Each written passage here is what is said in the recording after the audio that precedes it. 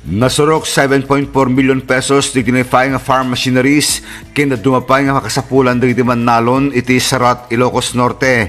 Babenda ito iti Climate Resilient Farm Productivity Support Project iti Department of Agrarian Reform.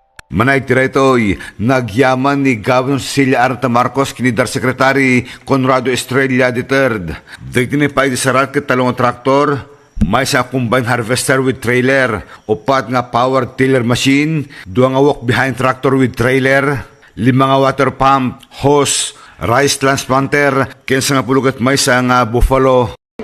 Congratulations sa lahat ng mga recipient, talagang ganyan ang ating DAR. Talagang thank you po sa ating Secretary Estrella, talaga how he takes care of everyone.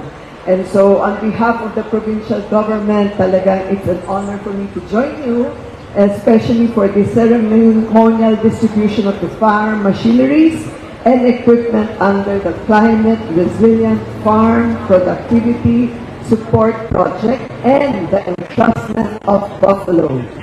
Kuna ni Governor Marcos, dakal nga tulong detoy, mapabilag dagiti Manalon iti probinsya. Inayon na nga masapol nga materepato dagito nga imbag iti agrikultura, gabuto detoy iti kinabaknang ti Ilocos Norte.